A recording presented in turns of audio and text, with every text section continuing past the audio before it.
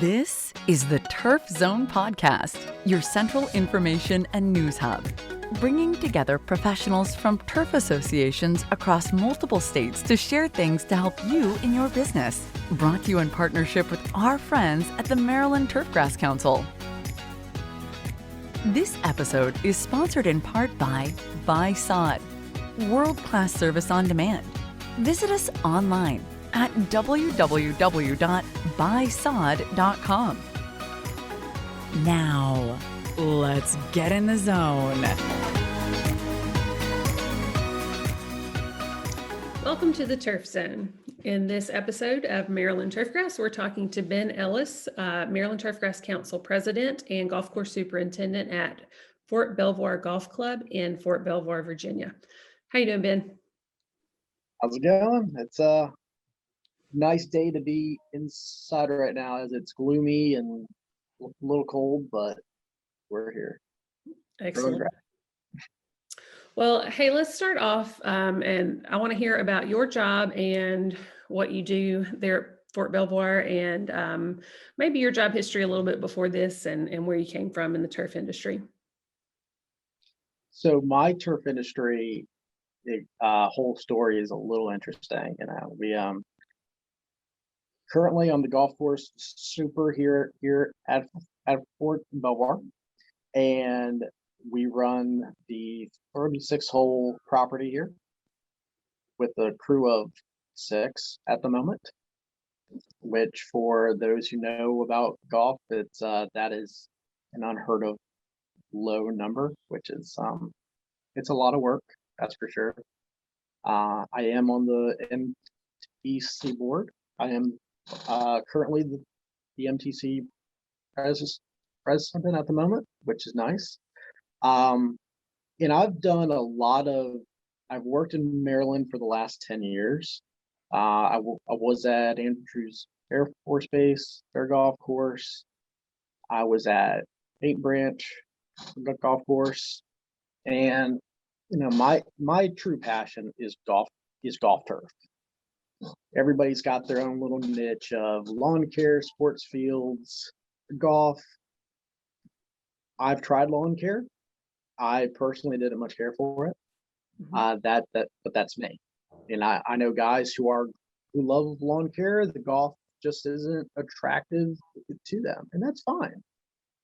When I was at Paint Branch golf course a little over a year ago and was told that I would be reassigned to not a golf course, that I'd be reassigned to doing either sports turf or lawn and landscaping. That wasn't my passion. And that's what everybody knew. That anybody who has even talked to me briefly is like, he's a golf guy. That's what he enjoys. So for me, I had to make the choice to leave. And fortunately, I landed here at Fort Belvoir, which is actually a golf course I grew up on. I actually started my first grounds crew turf job was actually on this golf course back in 2003. Oh, wow. And some of our guys who were here are the ones who trained me how to mow greens, how to change cups. And I came back, several years later as their boss. And it's been a very, very good welcome home. And I grew up here, and it was good to be back. So yeah, that's excellent. So let's go way back. How did you end up in turfgrass management in general? Was that something you always knew you would do? Did you happen into it by accident? So in high school, I was working here. Literally, the office 2 doors down from mine now was actually in my boss's office.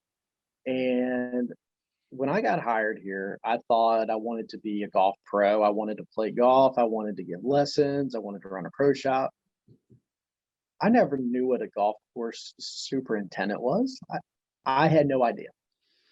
And even though I was working for one, this was my second day working here. And he asked me, "What do you want to do?" I explained it to him, and he he just started laughing. He's like, man, all they do all year round is fold sweaters. I was like, well, it's always a joke there. And I went home and I'm like, what is a golf course superintendent? It's like plant science and being outside and soils and environmental. Oh, that sounds pretty cool. I want to do that. I was in high school, and how many people in high school do you hear want to be a golf course superintendent? Not too often. No. A lot of kids don't even know that that's even a career. Now, it is starting to become more and more visible that there are careers like that out there. And for me, trying to go to college to a turf school was actually harder, I thought, and it was trying to find where could I go to school and all that. So that's where I wanted to learn, and I always found the science of turf interesting to me, and I still do. And that's what really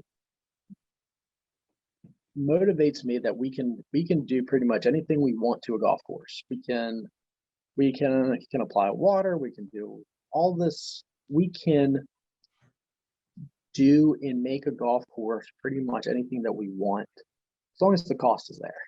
But basically, we can do pretty much anything that we want to a golf course, and that's what I find very interesting to me.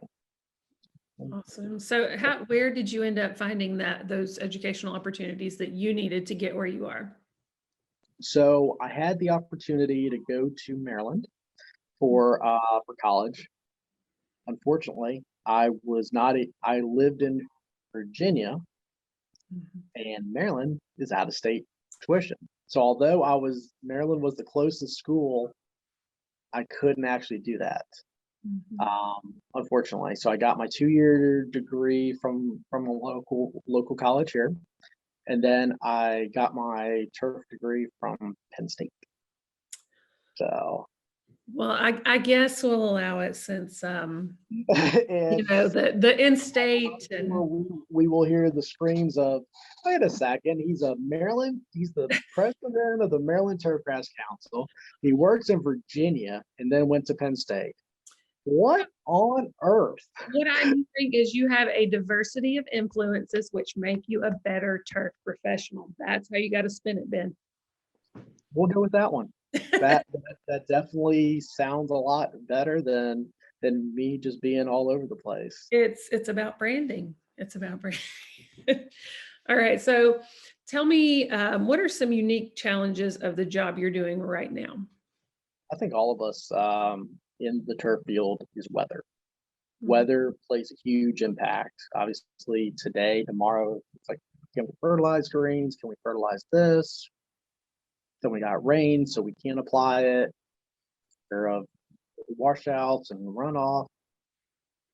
The turf science to me is enjoyable. The biggest challenge besides the weather is personnel management on my end. I feel bad for a lot of the lawn care guys and like that, where they're restricted in the counties with laws and regs that golf courses are normally exempt from. Right. Pest management, different chemicals and things like that, we're exempt from, because we are golf courses, where a lot of your homeowner, a lot of your lawn care companies are starting to get hit really hard with laws and regs, and that's what MTCC and a lot of us are trying to help fight that, and in ways that we can. So. Absolutely.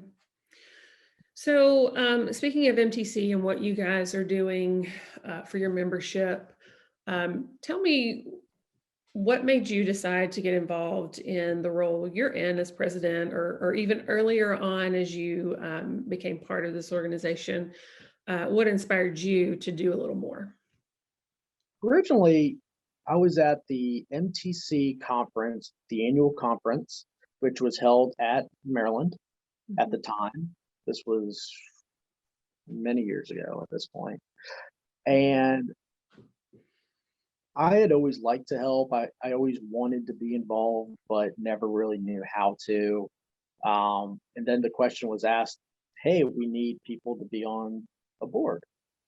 And like, does anybody interested in that? And a week or so went by, and I actually emailed Vernon, who's our executive director, and said, hey, if you still need help or something, let me know. I don't know whatever help that would be.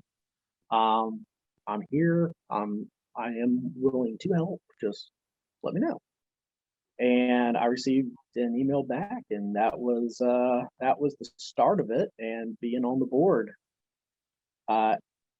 After that, being a superintendent at a golf course for me was very challenging. That I couldn't step into a higher role for a long time. Mhm. And when I got to Paint Branch Golf Course was when I became vice president of the Maryland Turfgrass Council.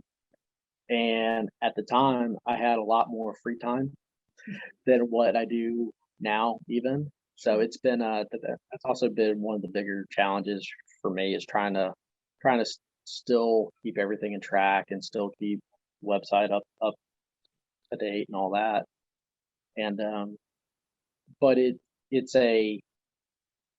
I know for me at least, it's not to put on a resume or whatever. It's because I want to legitimately help out the turfgrass industry. It's an industry that has given me a lot, and it's given me the career that I have. I have met some amazing people through that too. And so that's kind of my way to give back in any way that I can. And we're all in this as a team, whether it's lawn care, sports turf, all of us are still trying to grow grass in a really difficult world, in a difficult atmosphere here. Mhm. We all have the same similar challenges, the weather, the pests, and nobody's out to get anybody else. And that's what we're all here to just help each other out. And that's a very good thing about the turf industry that I find very, very good. And that's nice.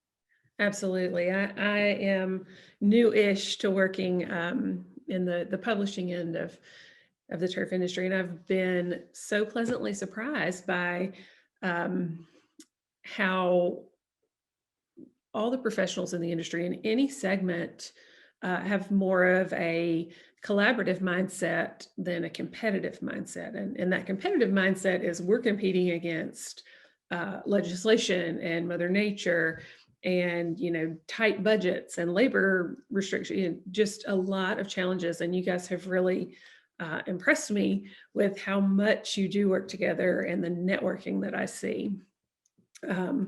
So I love that you bring that up, and that being a part of your story and your work and in MTC leadership.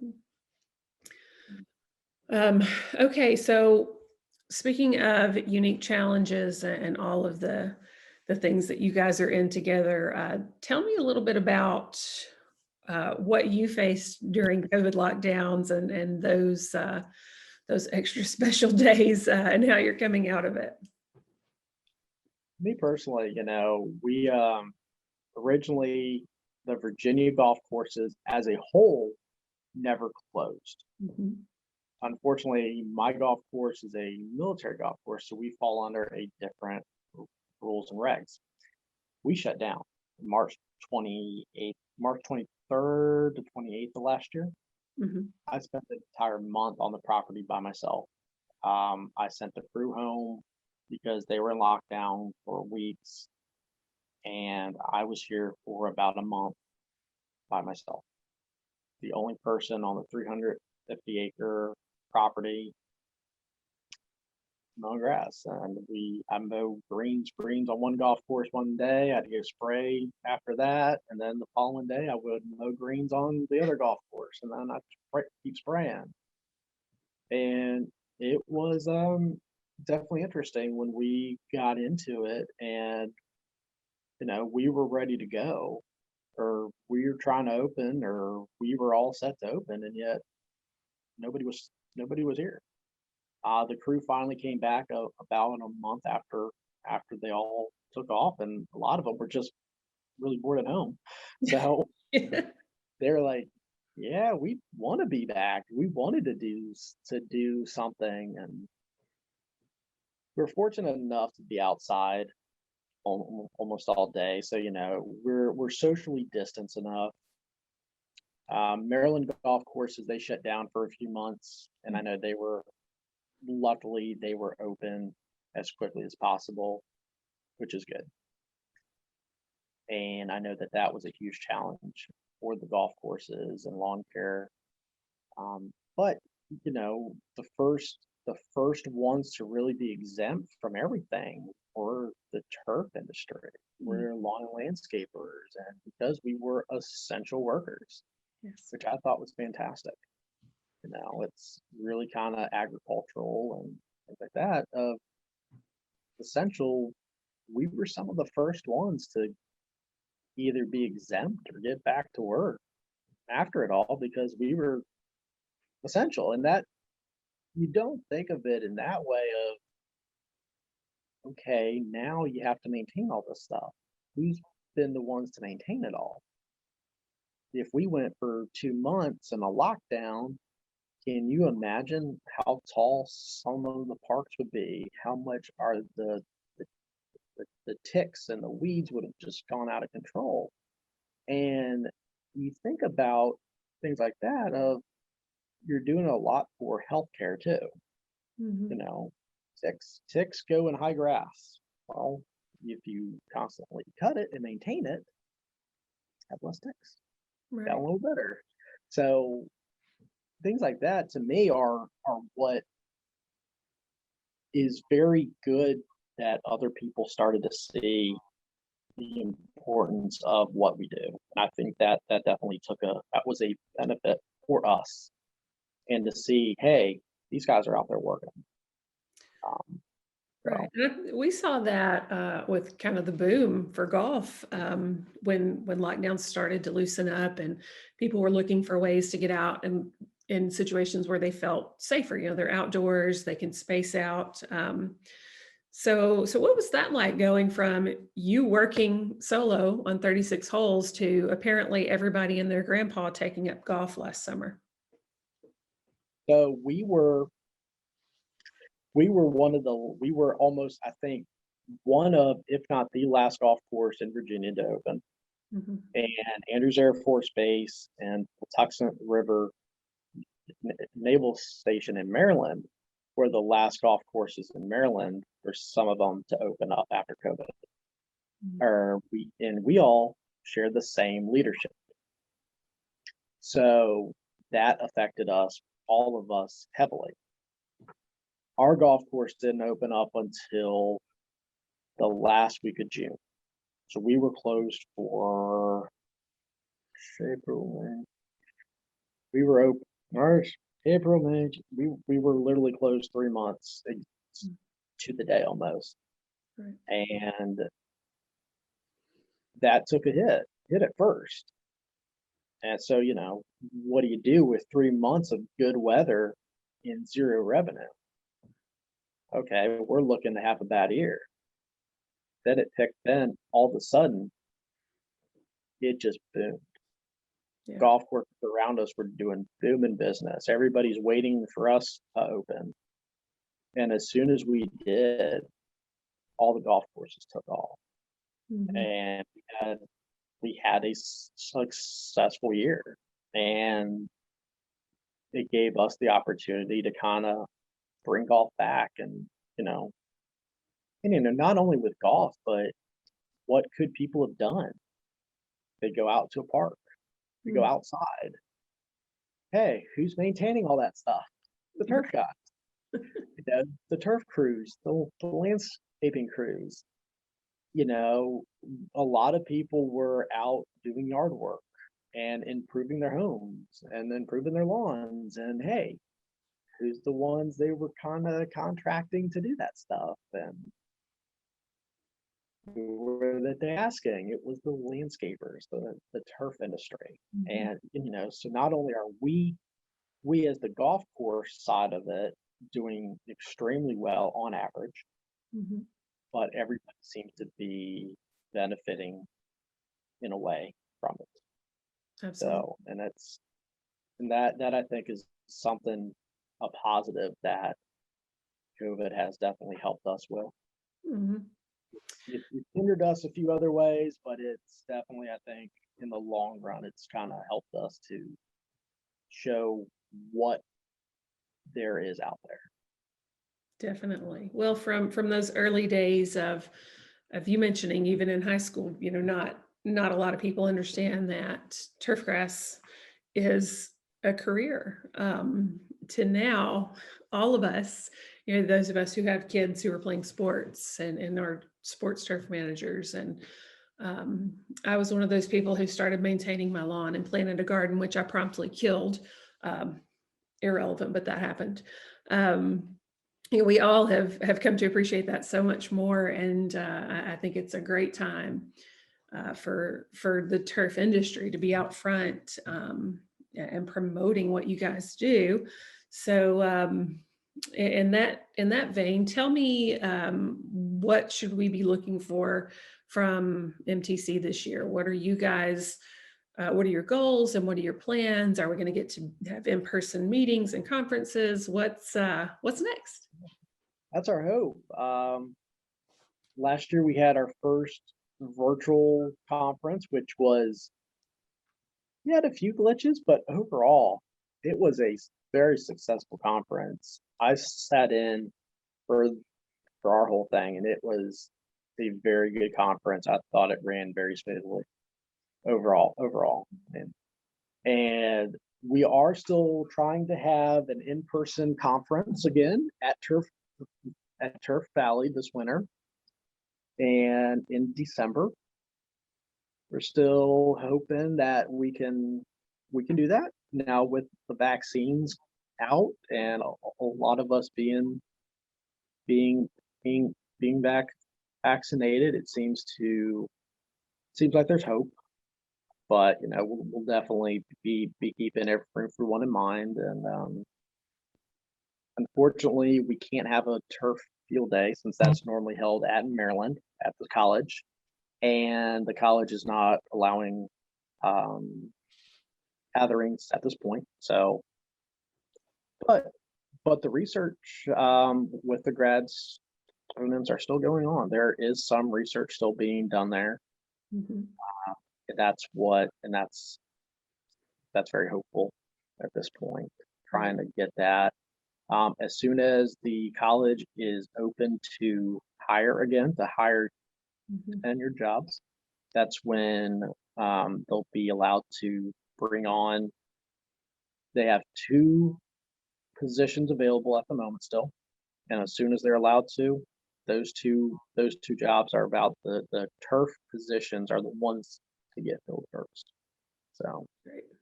we are hopeful for that this year, and we're in touch with everybody every month about, hey, what's going on? Are we there yet? Are we doing this? But as far as the sports turf managers, they have the best management practices coming out this year. So the sports turf managers are, as what golf did, they are having their national uh, best management practices, and then they're having a mid-Atlantic best management practices coming out here soon. So we are looking forward to that as well. That's excellent. So let's shift gears now. I've asked you about your work and MTC. In your apparently non-existent free time, what do you do? I used to play golf. I swore I used to play. Now I look at a golf course. I do a lot of reading. Unfortunately, it's stuff like Oh, this. fortunately, it's stuff like that. Take that personally, Uh, Ben. I'm proud of that. yes, Hey, and it's well worth it too. And so, no, I'm normally hanging out with wife at home and just trying to relax because, a lot of these guys are working, 7 days a week. They're we put in a lot of hours. The landscape guys, I can't imagine, they're working all day long, sun up to the sun down during the summer months, and then they're out plowing snow all winter. I'm like, more power to you. Normally the winter's my slow season, Right.